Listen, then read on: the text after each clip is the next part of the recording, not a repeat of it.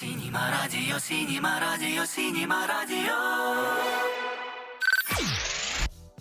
Əziz dinləyicilər, Dost Sinema rubrikasına keçid aldıq və bugün qonağımız tanınmış qrim ustası, həm də aktyor Eldar İsrafilovdur. Xoş gəldiniz. Hoş gördük.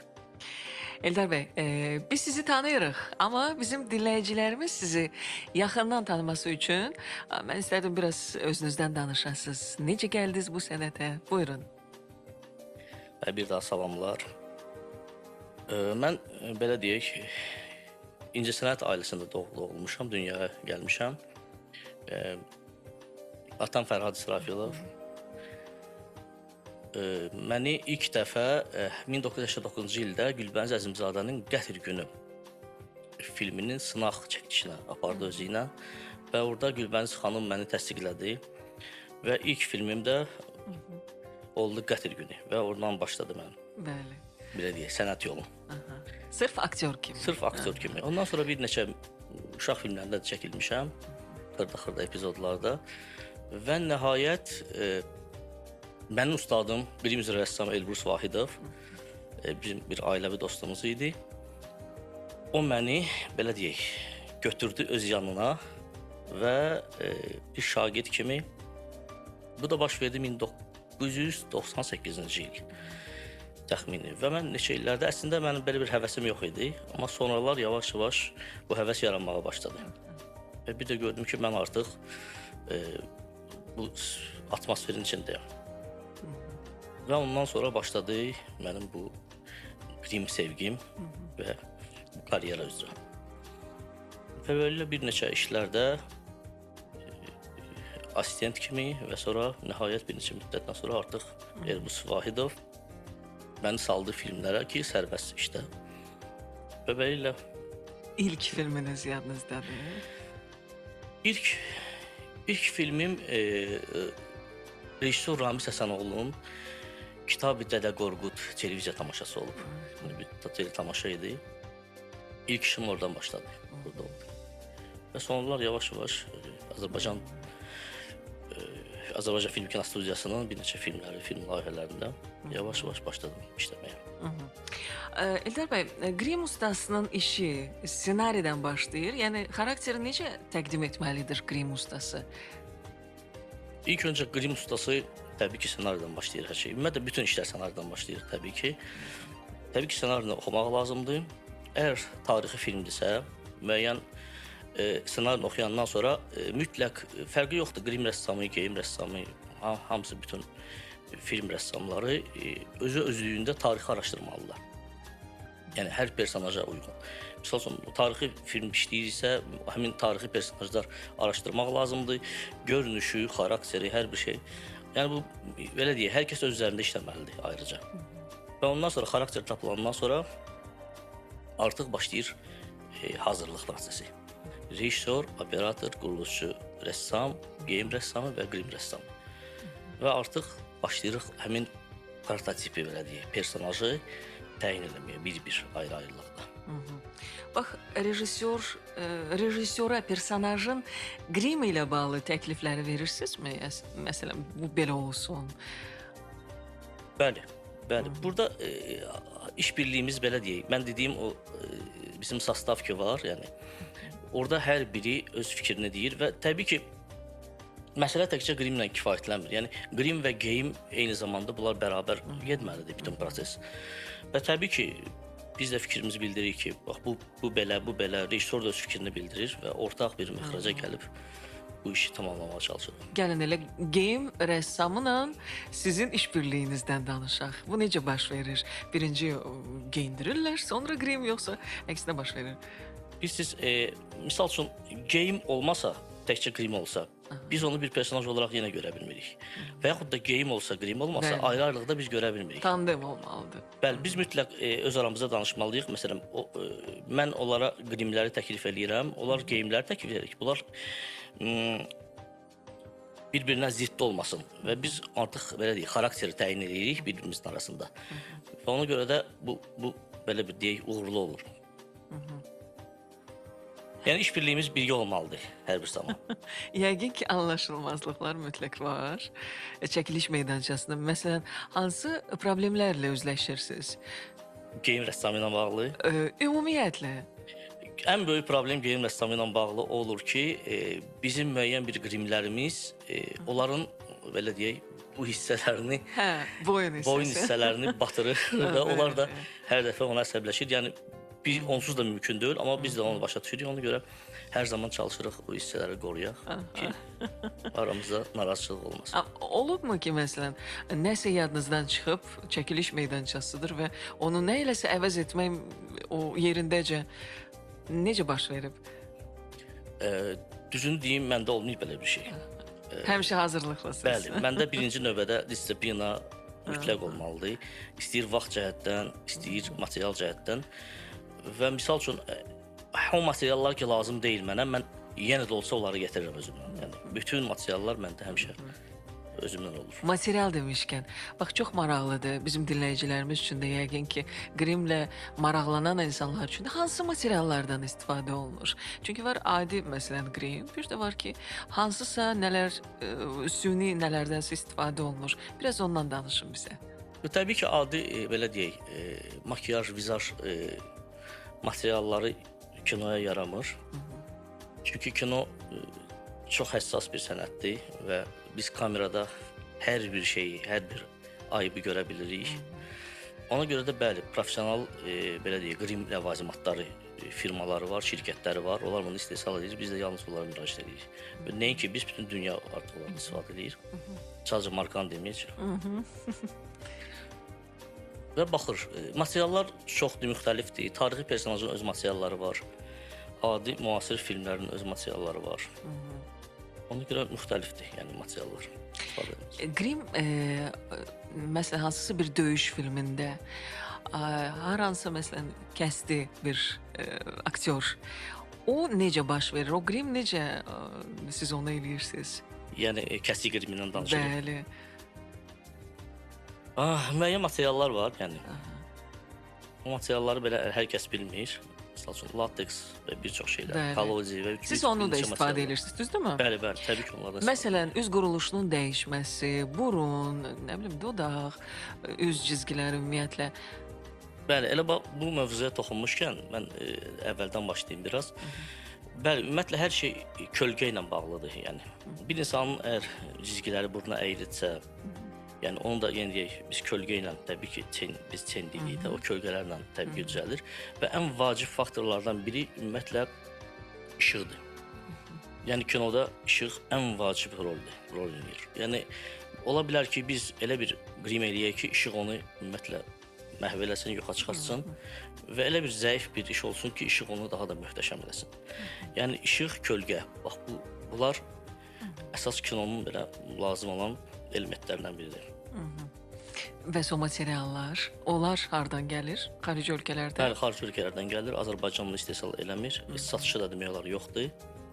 Ancaq sifariş edilir. Yəni o vaxt mən təzəcə gələndə Azərbaycan Film Kinostudiyasına belə deyək, bizim əlaqəmiz ancaq Moskva ilə idi. Yəni biz ancaq oradan sifariş edə bilirdik. Və sonra başqa qonşu ölkələrimiz də yəni bunu istehsal elədilər. Və biz oradan da dastur belə deyək, əl çatan idi, alırdıq, edirdik. Amma Azərbaycan üzündə hal-hazırda yoxdur, ancaq oradan gəlmədi. Bax, az öncə qeyd etdiyim həmən o əlavə nələrsə, lateksdən bilmirəm nə, hansı spesifik deyildi onlara belə. Bəli. O necə, məsələn, uzun müddət o çəkiliş prosesində necə olur o üzdə qalır? Belə deyək, əgər biz hər şeyi başlı-başına buraxsaq, o təbii ki, o qalmayacaq. Biz daim nəzarət edirik onları ki, hər hansısa bir yeri zədələnəndə və yaxud qopanda biz dərhal ora müdaxilə edirik və onu daim yerində həll edirik və bir də belə deyək, monitor arxasında daim nəzarət edirik ki, yəni kadrda hər şey normal olsun.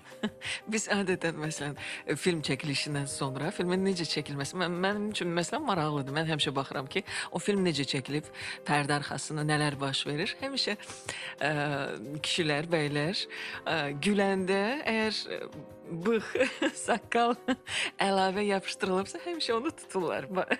Güləndə ki, o düşməsin. Bax, xüsusi nələr yapışqandan mı istifadə olunur? O belə deyək də bir pasiv tərəfidir, yəni. Ümumiyyətlə qrimin iki tərəfi var. Bir qrim, yəni belə deyək, materiallar və pasiv tərəfi var. Yəni artıq bığ-saqqal. Bizdə Azərbaycanda bunların ikisi də birləşib, amma dünya ölkələrində belə deyil. Pastivlə məşğul olan tamam ayrı sektordur, qrimlə məşğul olan ayrı sektordur. Yəni qrim rəssamları həmin o pastiv rollardan materialı alırlar və istifadə edirlər. Amma o pastiv rollarsa adi işçilər kimi onu toxuyurlar, o ilə məşğuldurlar. Bəli, o materialları biz özümüz hal-hazırda toxuyuruq, yəni bəzən anlar olur ki, çatdıra bilmirik, xarici ölkələrdən sifariş edirik böyük obyomda olanda. Bəli, olur. Aktyor olur ki, gülür, bığ qopur. Bəli, dəfələrlə baş verib. O material üzü də elədir ki, tam qopmur. Onun da müəyyən bir özünə məxsus bir kley var. Yəni kley deyək, yapışqanı var. Və o yapışqan da keyfiyyətli olanda belə qopma olmur demək olar. İndi biz məsələn tamaşaçıyıq. Biz bir kinoya, televiziya tamaşasına baxanda sırf aktyoru bütünlüklə görürük. Amma bu məqamları danışanda bilirsən ki, kamera arxasında nə qədər insanlar əziyyət çəkir. Məsələn, elə qrim ustası bütün çəkiliş boyu orada olmalıdır ki, nəsə bir çəpə baş versə, onu tez aradan qaldırsın. Hansı məsələn filmdə çətinlik çəkmisiniz və ya çox gözəl qrim eləmisiniz, özünüz öz işinizdən zövq almısınız? Hansı yadınızda qalıb? Dəqiq hal-hazırda deyə bilmərəm. Yəni olub elə işlər. Olub ki, həqiqətən də özümə də xoş gəlib. İş olub ki, mənim özüm xoşuma gəlməyib. Amma rejissor hamı deyib ki, əladır, yaxşıdır, amma mən deyirəm ki, yox, yəni də o deyil. Yəni təbii ki, bunlar da asılıdır materiallardan. Biz hal-hazırda nədənsə, nəyisə düzəlməyə çalışırıq. Amma böyük material problemlərimiz var, yəni. Həqiqətən də material problemlərimiz var. Və bu belə ucuz başa gəlmir. Buna əməlli başlı bir maliyyə lazımdır ki, biz belə deyək, dünya istifadə etdiyi materiallardan, yəni biz də istifadə edə bilirik. Biz ancaq tək-tük tapa bilirik, amma bütün baz olaraq bizdə tam materiallar yoxdur deyə biraz bəzən narazıçılıqlarımız da olur. Yəni bəyənmirik, məsələn, bəzi öz işlərimizi də. O da ancaq material məsələsidir. Buna da təbii ki, maliyyə lazım. Bəli, maliyyə lazımdır. Əvvəllər, yəni dövlət tərəfindən həll olunurdu. İndi artıq bəzi məsələlər var ki, biraz çətinlikdir onlar. Eldar bəy, siz hansısa xarici filmdə yəqin ki, işləmisiniz. Təcrübənizlə bölüşün bizimlə. Bəli, olub. Bir neçə filmlərimiz olub, işlərimiz olub. Rusiya Federasiyası ilə NTV kanalı ilə bağlı bir neçə layihələr olub. Orada işləmişik. Misal üçün, biri Ramiz Fətəliyevin Qraf Kristovski bir əsəri idi. Böyük bir layihə idi. Orada çalışdıq. Sonra bir neçə NTV seriallarında aktyor kimi də çalışmışam. Hansı seriallar idi? Belə deyək, işlək adı jurnalist idi. Sonradan mən bilmədim heç onu. Sonradan. Məsələn, kinoda belə bir şey var. Rabochi adı belə, iş adı başqa olur. Film hazır olandan sonra göz adı dəyişir. Məsələn, sonra Asım Ocağovun Xramvozluq idi film prosesdə, amma dəyişəndən sonra oldu Ölsən Bağışla. Müəyyən şeylər də olur. Olub bir neçə Türkiyə ilə də olub bir neçə işlərimiz olub. Xanımlarla işləmə çətindir yoxsa bəylərlə? Xanımlar yəqin daha çox kaprizlidir. Faiz etibarı ilə götürsək, bəli, xanımlar biraz kaprizlidir. Xanımlar çalışır gözəl görsənsin, gözəl görsənmək istəyir. Amma biraz kinoda xarakter məsələsi var, rola uyğun. Biz də onu başa salırıq ki, məsələ təkcə gözəl görsənməkdə deyil, məsələ xarakterini görsənməkdədir. Biz ssenariyə uyğun, personaja uyğun işləyirik, yəni. Bir model olaraq, yəni gözəlliyə lazım deyil bizə. Məsələn, təbii ki, modelsə o başqa məsələ. Amma hətta ağlayanda da istəyirlər ki, gözəl ağlasınlar. Hətta belə o tufun qarası belə sifətlərində olmasın, onu silirlər. Nəzərə almırlar bəzi şeylər. Mən elə onu qeyd eləmək istəyirdim. Çox aktrisalar tanıyıram.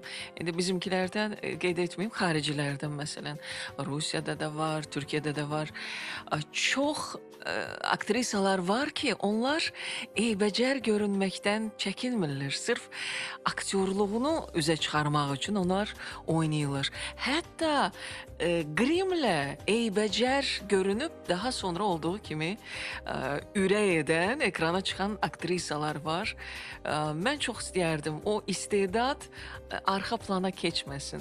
Necə ki siz qeyd etdiniz. Bax, o gözəl görsənmək xətrinə o aktyorluğu arxa plana çəkməsin aktrisalarımız. Bəli, bəli. Bəs bəylərlə məsələn işləmək nədə sizə çətinlik doğurur? Yenə də deyək, necə ki bir yaxın danışdıq ki, kaprizli aktrisalar var və elə kaprizli bəylər də var, olur. Yəni bizim çətinliyimiz ancaq onda olur, amma Bax, çox məsələn, az olur. Xarici aktyorlarla bizimkilər arasında nə kimi fərq var? Fərq çoxdur. Bizim aktrisalar, aktyorlar onların yanında şükürlüdür. Doğrudan. Yəni onların kaprizləri həddindən artıq çoxdur. Məsəl üçün Rusiya Federasiyasının aktyorları da mən işləmişəm dəfələrlə. Bir neçə məşhur aktyorlarla da işləmişəm. Misal üçün Aleksandr Baluyev var, belə bir aktyor. Biz onunla dəfələrlə işləmişik. 2-3 layihəmiz olub. Yəni o insan həqiqətən də bir anın həqiqəti filmi idi. Heydər Əliyev canlandırırdı. O qrimdə 5 saata yaxın qrimdə oturdu. Və biz hər dəfə çay, su təklif edəndə o istəmirdi və deyirdi ki, biz üzrlü sayında uzun çəkir. O qayıdırdı ki, bu mənim işimdir və mən buna görə pul alıram. Və bu sözü istifadə edirdi və məsuliyyətli yanaşıqdır. Amma təbii ki, hamısı belə deyil.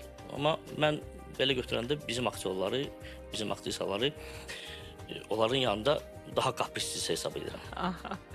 Eldar bəy, mən məsələn çox maraqlıdır. Teatr qrimi ilə televiziya qrimi arasında nə kimi fərq var? Yerlə göy qədər fərq var. Kino, yenə deyək, kino Orada da qrimi, işıq kino. falan. Təbii ki, teatrda da işıq, kinoda da işıq, amma kino daha həssas sənətdir. Çox sintetik sənətdir. Ona görə biz həmişə riayət edirik ki, kinoda hər xırdalığa, amma teatrda biraz məsafə var deyə, yəni tamaşaçı ilə aktyorun məsafəsi var deyə müəyyən xırdalıqlar var. Məsəl üçün onlar gözə çarpmır. Gözə çarpmır, amma sanki teatrda daha çox istəyir qrim. Elə bunu deyəcəydim ki, bizim bəstəkarımız Polad Bülbüloğlu'nun Eşq və Ölüm opera balet teatrında bir operası var idi. Və bizi dəvət eləmişlər ora işləməyə. Böyük bir həcmli dövlət səviyyəsində idi. Biz hətta orada balet aktyorlarının misal üçün bəzi şeylər var ki, eləyirdik proqon ərəfəsində və gəlib gördük ki, biz heç nə görsənmir.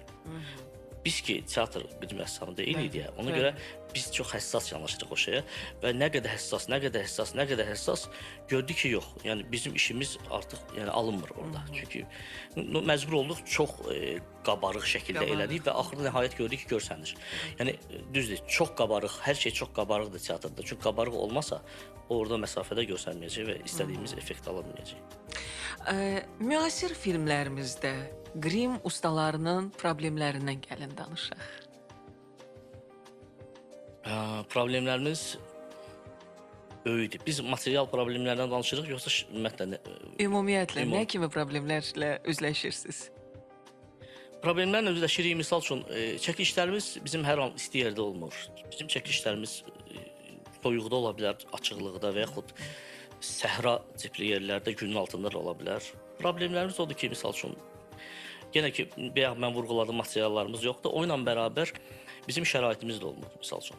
Qrim olunmaq üçün normal bir şərait olmalıdır ki, biz rahat orada bütün işlərimizi görə biləyik.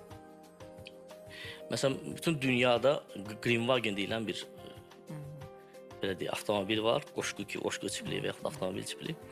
Yəni onun içində hər bir qrim stolu, hər bir şərait olur ki, səhrada da olanda, hər yerdə olanda aktyorlar rahat qrim edib əyləşə bilsin. Amma bizdə o böyük bir problemdir. Yəni bizdə yoxdur. Ona görə belə problemlərlə rastlaşırıq yəni. Bax siz məsələn indi yəqin ki filmlərə baxanda mütləq ki birinci ilə işinizlə bağlı məhz qrimə nəzər yetirirsiniz.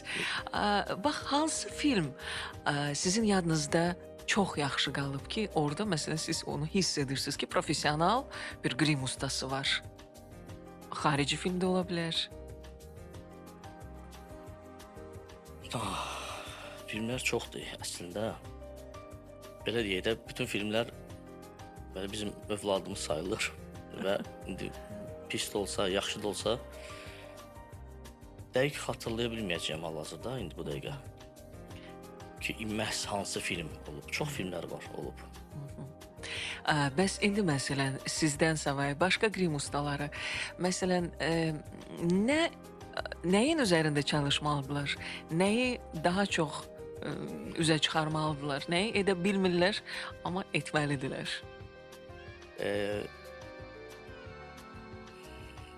Belə deyək, birinci növbədə məsuliyyətli olmalıdırlar. Məsuliyyət birincidir. İkinci, buna doğrudan da sənət kimi baxmalıdırlar. Mən bir neçə adamlar var, mən hərdən görürəm misal üçün. Biraz çətinlik olanda bezirlər, qaçırlar, imtina edirlər. Yəni çətinliyə dözmürlər, hətta məsuliyyət yoxdur. Elə bilirlər ki, istəyirlər buna yiyələnsinlər, amma çox asan bir variantla. Yəni çətinlik keçmədən yiyələnsinlər. Misal üçün mən yenə deyirəm, tələbələrimə prestijlə bağlı, yəni hər tələbəyə öyrədə bilmirəm. Çünki oxumaq elə bir incə bir şeydir ki, yəni bu bir-bir tüklərin toxunması, ondan qaçır hamısı. Çünki ona böyük bir səbr lazımdır. Yəni onun çox-çoxu ilə məşğul olunmur. Və nəhayət gəlir elə bir vəziyyətə çıxır ki, özləri də görürlər ki, doğrudan da nail ola bilməyiblər çox istədiklərinə. Əslində çox çətin, amma eyni zamanda çox maraqlı sənətdir. Bəli, səbr lazımdır, Bəli, mütləq səbirli. və bir çətinlik lazımdır, müəyyən çətinlikdən keçmək lazımdır. Və mən düşünürəm ki, nəinki sizin səbriniz, sizin qarşınızda əyləşən insanın da, o aktyorun da çox böyük səbri olmalıdır ki, siz o istədiyinizi ala biləsiniz. Mütləq. Tələbələriniz arasında daha çox xanımlar da yoxsa bəylər idi? Bəylər demək olar yoxdur, hamısı xanımlar. Xanımlar daha çox maraq göstərir. Hal-hazırda hansısa bir layihə üzərində işləyirsiniz? Yəni hansısa filmdə? Bir axırıncı layihəmiz, belə deyək, bir 2-3 gün bundan qabaq təqdimatımız oldu bizim. Taleh Yüzbəyovun Bəlkədə layihəsi idi. Bitirdik onu, çətinliklə olsa bitirdik. Yəni çox çətin bir film oldu. Çünki ağır oldu, soyuqlar oldu. Yəni keçdik, bütün etaplardan keçdik. Gəldik və nəhayət ki, yəni istədiyimizə nail olduq. Orada da maraqlı personajlar var idi, portretlər var idi. Hələ ki, biraz dincəlirik. İndi bu yaxınlarda da bir neçə layihələr var, qabaqsın demək istəmirəm. Bəs siz sırf grim ustası Eldar İsrafilov hansı film üzərində işləmək istəyərdiniz? Tarixi ola bilər, melodram ola bilər. Ümumiyyətlə, təbii ki, mən tarixi film işləmək istəyərdim. Böyük bir obyumlu tarixi filmlər olsun. Məhz hansı tarixi filmi yəni deyirsiniz, yoxsa necə? Ola bilər hansısa tarixi film. Olsun, məsəl üçün, Şah İsmail Xətai haqqında böyük bir layihə olsa, işləyərəm. Bizim dinləyicilərimizə nə arzu edərdiniz? Məsələn, kimsə grim ustası olmaq istəyirsə, o yol nədən başlayır və onu sonda nə gözləyir? Ağır sualdır.